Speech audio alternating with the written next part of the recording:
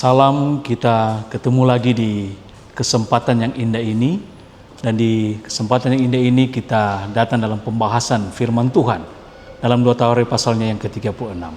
Dalam 2 Tawarikh pasal 36 ini, pasal ini menceritakan akan penutupan sejarah Yehuda.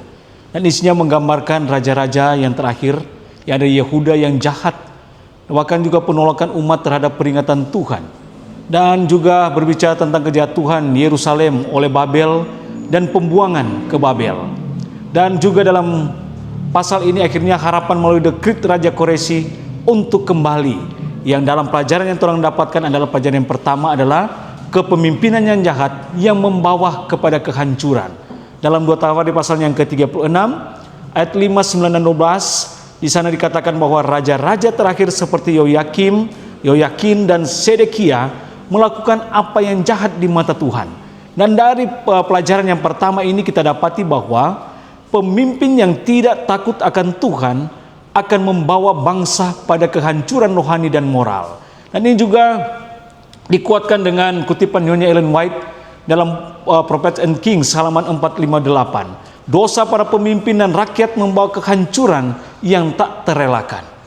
Dalam aplikasi yang boleh terdapatkan dari pelajaran yang pertama ini, dikatakan bahwa setiap pemimpin, baik dalam keluarga, gereja, atau masyarakat, harus hidup dalam ketaatan kepada Tuhan. Kemudian pelajaran yang kedua yang boleh orang dapatkan dalam 2 Tawarikh pasal 36 ini, menceritakan tentang penolakan terhadap firman Tuhan membawa hukuman. Dalam 2 Tawarikh pasal 36 ayat 15 sampai ayatnya yang ke-16. Tuhan terus mengirim nabi-nabi, tapi umat malah mengejek dan mengabaikan mereka. Makna pelajaran yang Tuhan dapatkan dalam pelajaran yang kedua ini, bahwa kesabaran Tuhan besar, tapi penolakan terus-menerus terhadap kebenaran akan membawa penghakiman. Dalam kutipan Nyonya Ellen White dalam buku Prophets and Kings halaman 425 dikatakan bahwa belas kasihan Allah telah lama menanti, tetapi akhirnya keadilan harus dijalankan.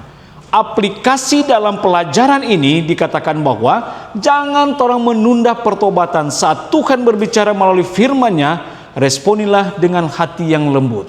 Dan dalam pelajaran yang ketiga yang mulai terdapatkan dalam 2 Tawarikh pasal 36 ini, hukuman Tuhan disertai harapan pemulihan. Dalam 2 Tawarikh pasal 36 ayat 20-23, bangsa Yehuda dibuang ke Babel, tapi Tuhan menggerakkan Raja Koreshi untuk memulihkan mereka. Dari pelajaran yang ketiga ini terdapatkan bahwa Tuhan tidak hanya menghukum, tapi juga menyediakan jalan pemulihan bagi umatnya. Tulisan Nyonya Ellen White di dalam buku Prophets and Kings halaman 464 dikatakan bahwa dalam hukuman pun Allah tidak melupakan belas kasihannya. Dan pelajaran rohani dari hal yang ketiga ini terdapati bahwa tidak ada keadaan yang terlalu hancur bagi Tuhan untuk dipulihkan.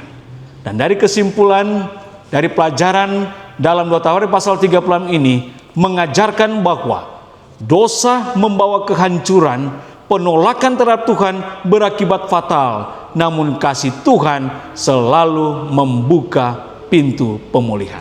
Tuhan memberkati kita semua. Saya berdoa dalam nama Yesus. Amin.